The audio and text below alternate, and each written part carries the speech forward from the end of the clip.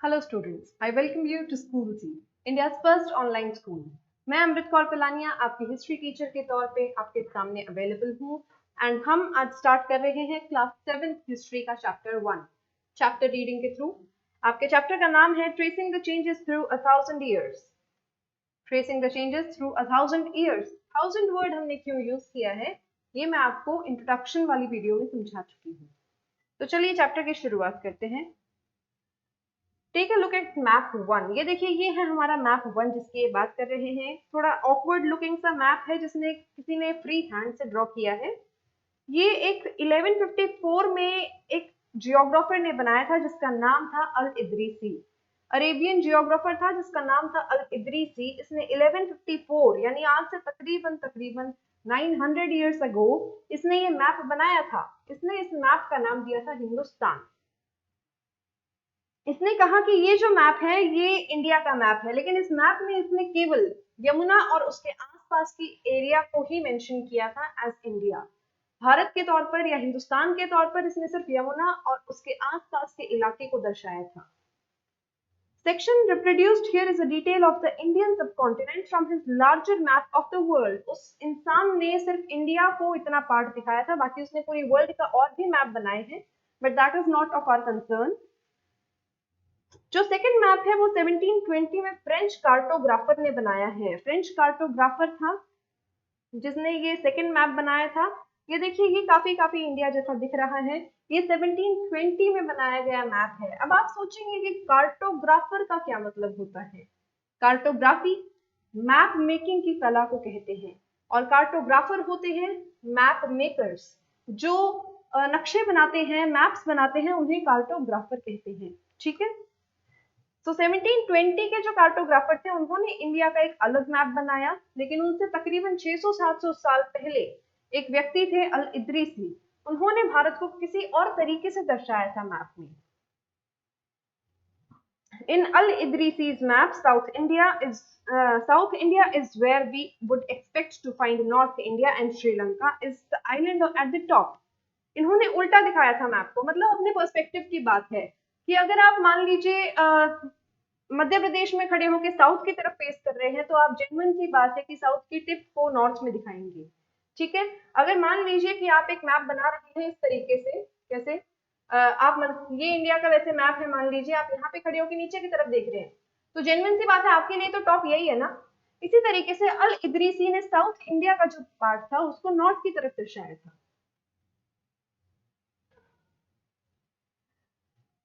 उसने अपने मैप में कुछ बहुत वेल नोन और फेमस प्लेसेस दिखाई थी उस टाइम की, जिसमें से सबसे इंपॉर्टेंट सिटी थी कन्नौज। कन्नौज जो थी उसके ऊपर बहुत सारे डायनेस्टीज की लड़ाई रही है, वो आप इस चैप्टर में ही आगे पढ़ेंगे। ट्राइपार्टाइट स्ट्रगल क्या होता है। ये कन्नौज जो है ये उत्तर प्रदेश में था। It is spelled as Kannauj. Okay. Map 2 was made nearly 600 years after map 1। Map 1 al Idrisi ने बनाया, मैप 2 फ्रेंच कार्टोग्राफर ने बनाया, लेकिन 600 साल बाद। Okay. During which this information about the subcontinent had changed considerably. The map seems more familiar to us, and the coastal areas in particular are surprisingly detailed.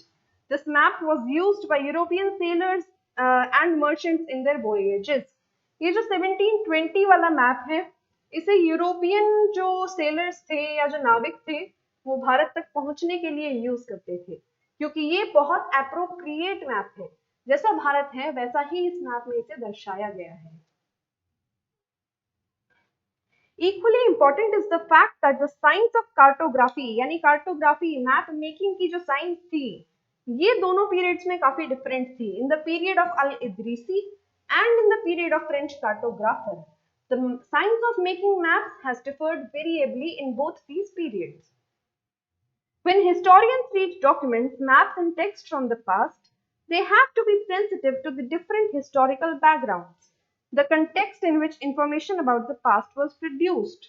जब इतिहासकार अतीत को पढ़ने का प्रयास करते हैं थ्रू डॉक्यूमेंट्स या फिर रिटन टेक्स्ट या किसी भी और एविडेंस के थ्रू, तो उन्हें उस टाइम का बैकग्राउंड समझना बहुत इंपॉर्टेंट है, ताकि वो समझ सकें कि अगर ये इतिहास उस समय में लिखा गया है तो ये किस कंटेक्स्ट में लिखा गया है। फॉर एग्जाम्पल, अगर आप देखेंगे कि बाण भट्ट जो थे वो हर्षवर्धन के कोर्ट पोएट थे। एक शासक हुए हैं हर्षवर्धन, और उनके कोर्ट में या फिर उनकी सभा में बैठने वाले पोएट का नाम था बाण भट्ट। तो जेन्युइन सी बात है कि बाण भट्ट जो भी हर्ष के बारे में लिखेंगे वो अच्छा ही लिखेंगे। अपने राजा के बारे में कोई बुरा क्यों लिखेगा, स्पेशली वो राजा जिसने उन्हें अपनी सभा में जगह। लेकिन वहीं पे अगर आप किसी दुश्मन शासक के राइटर के देखेंगे तो वो हर्ष के बारे में अच्छा नहीं लिखने वाले हैं, वो अपने राजा के बारे में अच्छी बातें लिखेंगे। तो इसीलिए हिस्ट्री को पढ़ते हुए कंटेक्स्ट समझना बहुत इंपॉर्टेंट है। इतिहास को पढ़ते हुए आपको समझना होगा कि अगर एक इंसान ने किसी दूसरे इंसान की तारीफ की है तो क्या उसके पीछे कोई ना कोई सच्चाई है, कोई एक ऐसी हिडन स्टोरी है। ठीक है। New and old terminologies. Terminology का क्या मतलब होता है? टर्मिनोलॉजी का मतलब होता है वर्ड, वर्ड का मीनिंग। ओके, किसी भी मतलब को समझाने के लिए जिस शब्द का इस्तेमाल किया जाता है उसे टर्मिनोलॉजी कहते हैं। इन हजार सालों के इतिहास में जिसे हम डिस्कस कर रहे हैं, वर्ड्स के मतलब मीनिंग्स को समझाने वाले वर्ड्स डिफर करते रहे हैं। फॉर एग्जाम्पल अगर आप बात करें अरबी भाषा में तो किसी स्ट्रेंजर को हम कहेंगे अजनबी, लेकिन आप इंग्लिश की बात करें तो वहीं स्ट्रेंजर के लिए वर्ड यूज किया गया है फॉरेनर। कोई भी व्यक्ति जो बाहर से आया है उसके लिए अंग्रेजी में वर्ड है फॉरेनर, जबकि अरेबियन लैंग्वेजेस में, पर्शियन लैंग्वेजेस में वर्ड है अजनबी। So therefore words can differ but the meaning remains constant over time. In the context of which information is produced and produced changes with time, what about language and meaning? क्या भाषा और उसके मतलब भी बदलते हैं? Historical records exist in a variety of languages. इतिहास के जो हमारे पास रिकॉर्ड्स हैं वो बहुत सारी लैंग्वेजेस में हैं और वो टाइम टू टाइम हमें चेंज होते फील होते हैं। ठीक है। Medieval Persian for example is different from modern Persian. Persia किस जगह का नाम था ये मैं आपको शायद बता चुकी हूँ पहले। अगर आपने वीडियो देखी होगी ना तो आपको पता होगा कि ईरान का पुराना नाम पर्शिया था। तो पुराने जमाने में जो पर्शिया में भाषा बोली जाती थी वो और जो आज के जमाने में भाषा बोली जाती है दोनों में डिफरेंस है, बहुत ज्यादा ग्रेविटेशनल डिफरेंस है। ठीक है। Take the term Hindustan for example, today we understand it as India. पुराने जमाने में जिस चीज को हम, जिस जगह को हम हिंदुस्तान कहते थे, आज के जमाने में उसे कहते हैं India. The modern nation state, when the term was used in the 13th century by Minhaj-e-Siraj, एक क्रॉनिकलर थे जो अपनी एक्सपीरियंसेस को लिखकर गए हुए हैं जिनका नाम था मिन्हाज-ए-सिराज। उन्होंने भी हिंदुस्तान शब्द का इस्तेमाल किया था, पर क्या उसी रीजन की वजह से किया था जिसकी वजह से आज हम उसे यूज करते हैं। एक बार पढ़ लेते हैं कि Minhaj-e-Siraj, a chronicle who wrote in Persian, he meant the areas of Punjab, Haryana and the lands between Ganga and Yamuna.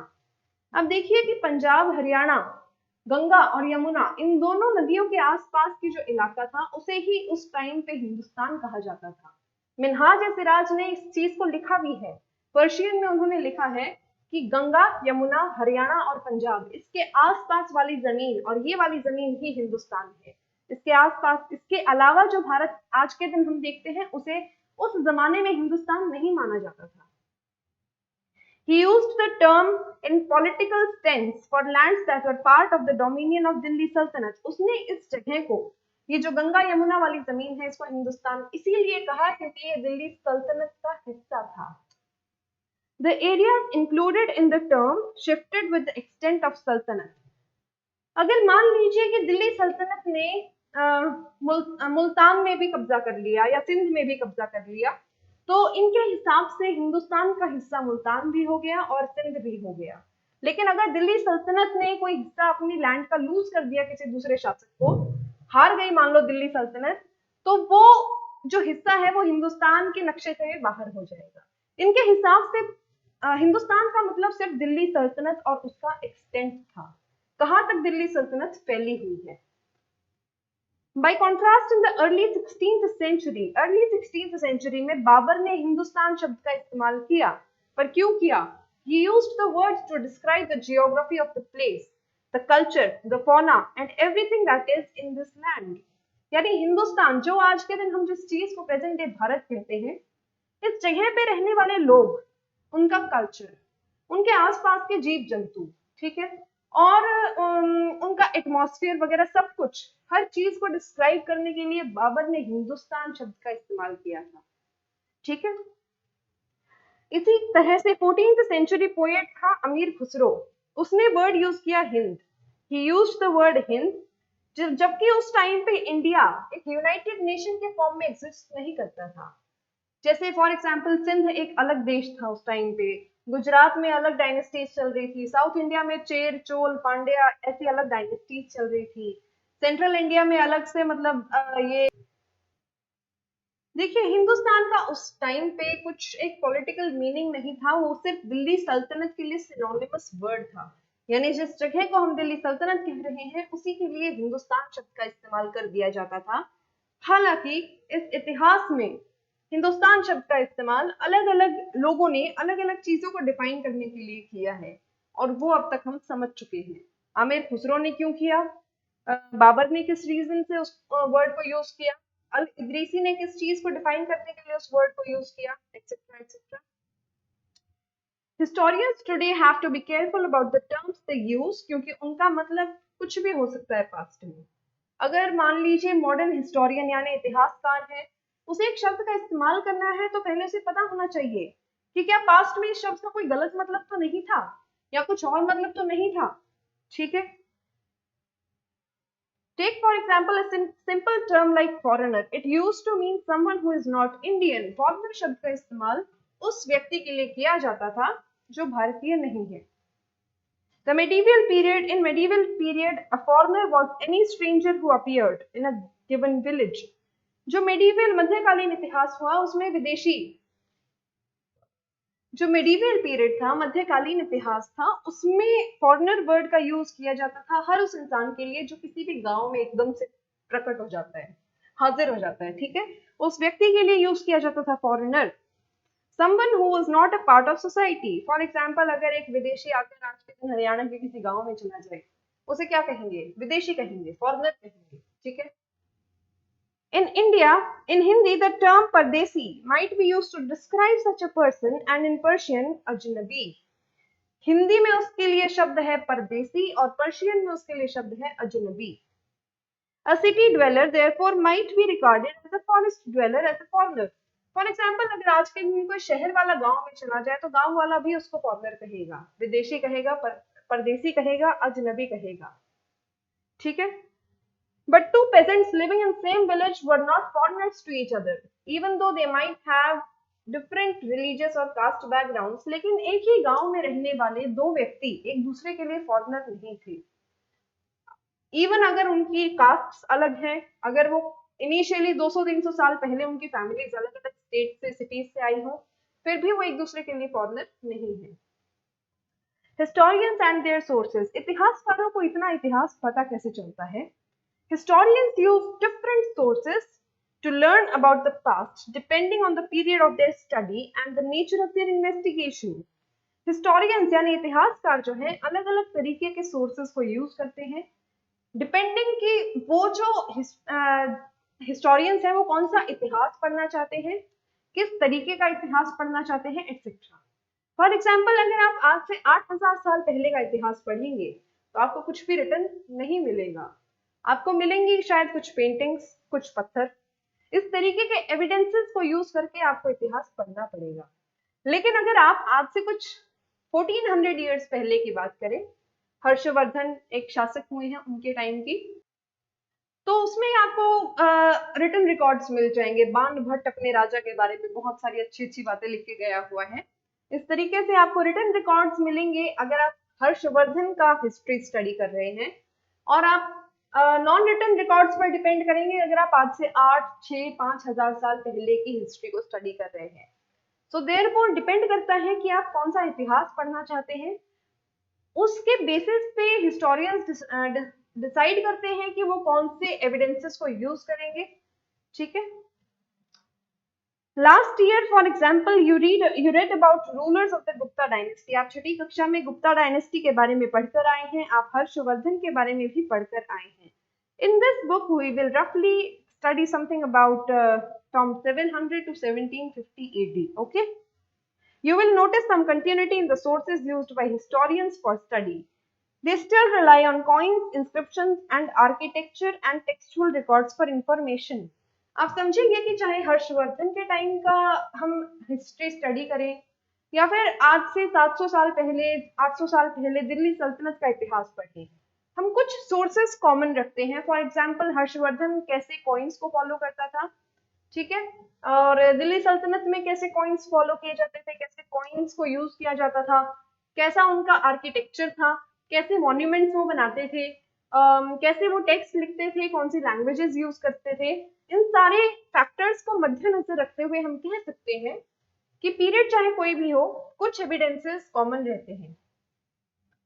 But there is also considerable discontinuity, लेकिन कुछ फर्क भी आपको देखने को मिलेंगे जो कि मैं आपको समझा चुकी हूँ कि एक टाइम पे शायद आपको सिर्फ पत्थरों से काम चलाना पड़े एविडेंसेस के तौर पे, और एक टाइम पे हो सकता है आपको पूरी जीवनी मिल जाए, एक राजा की पूरी लाइफ ऑटोबायोग्राफी मिल जाए।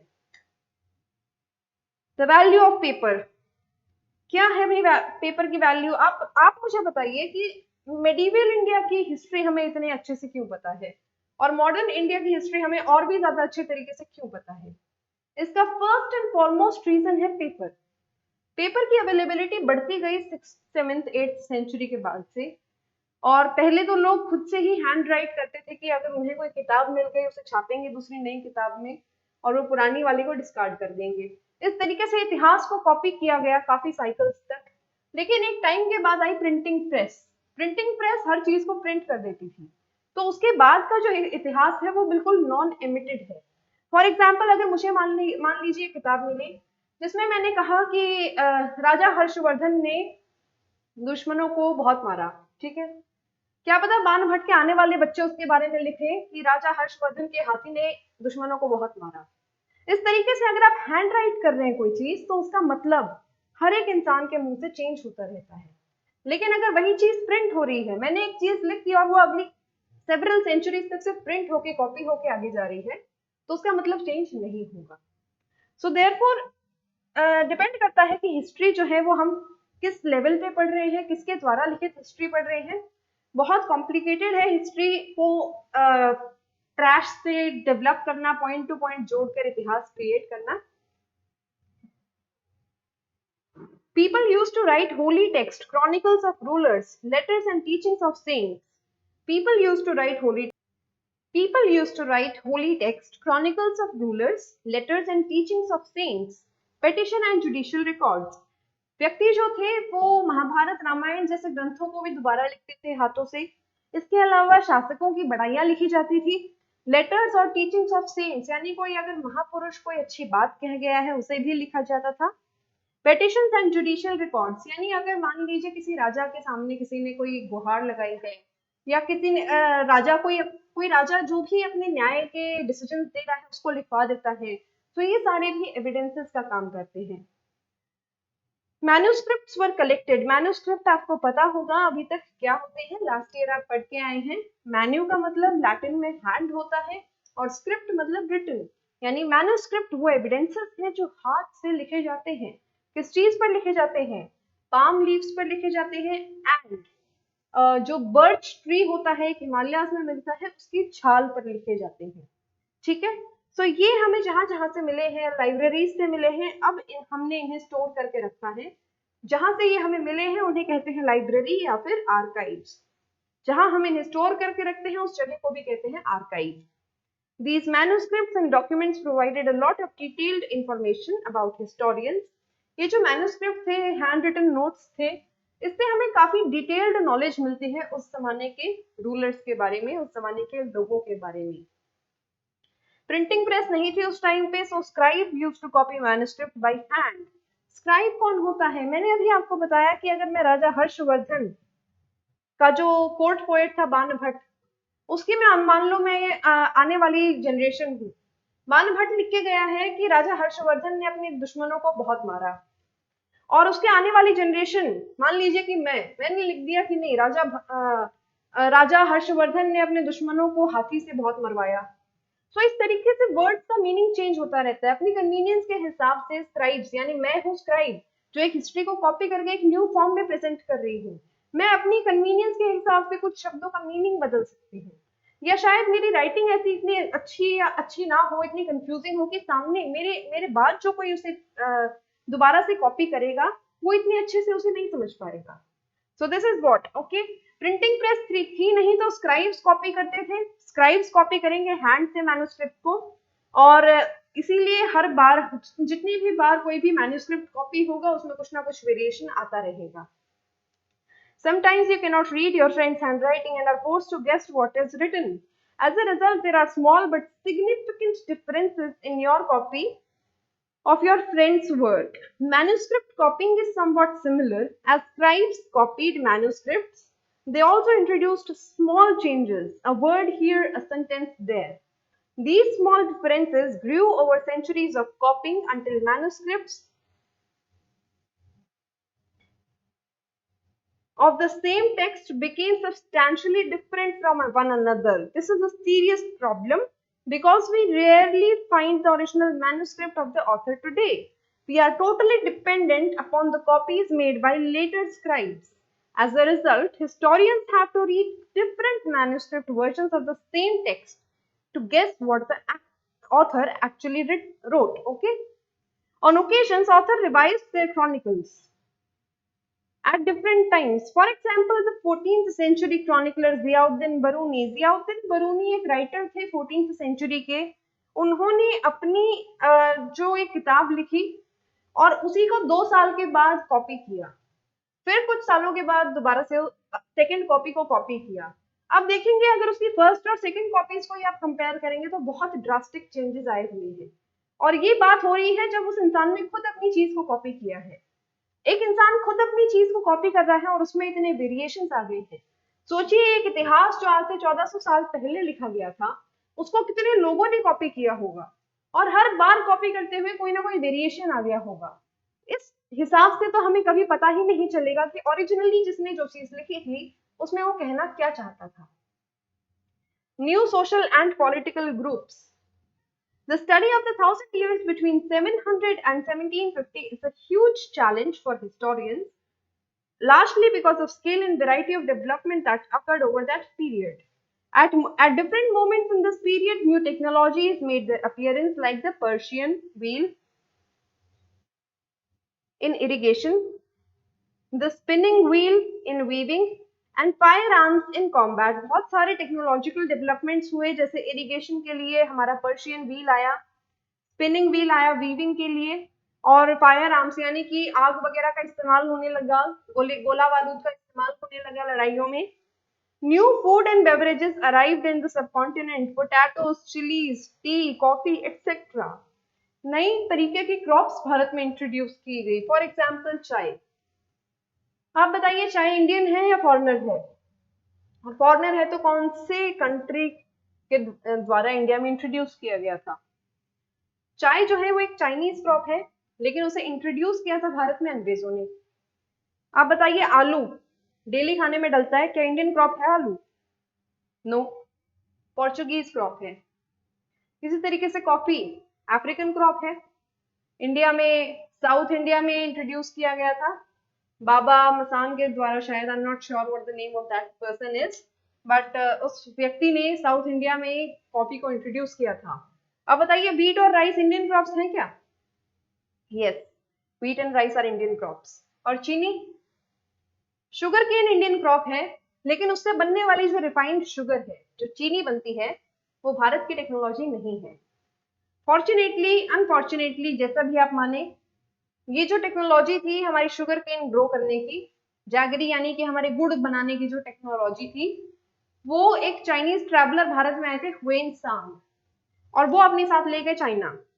वहां पे उन्होंने उसी चीज को यूज करके चीनी यानी रिफाइंड शुगर, व्हाइट शुगर बनाने की टेक्नोलॉजी डेवलप की, और बहुत सेंचुरीज पहले भारत में ही अरुणाचल प्रदेश में फैक्ट्रीज लगाई चीनी बनाने की।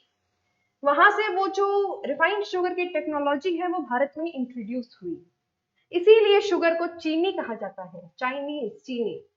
समझे? काफी इंटरेस्टिंग एक पॉइंट बता दिया। आगे पढ़ते हैं।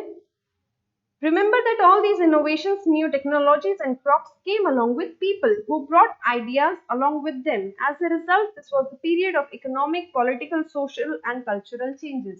देखिए ये जो आइडियाज हैं, ये जो क्रॉप्स हैं, ये अपने आप से तो उड़कर आएंगे नहीं। ऐसा तो है नहीं कि एक दिन आपने देखा आसमान में पंख लगे हुए आलू उड़ता हुआ जा रहा है। या चीनी के कुछ दाने उड़ते हुए आपकी छत पर आकर बैठ गए, ऐसा नहीं होता।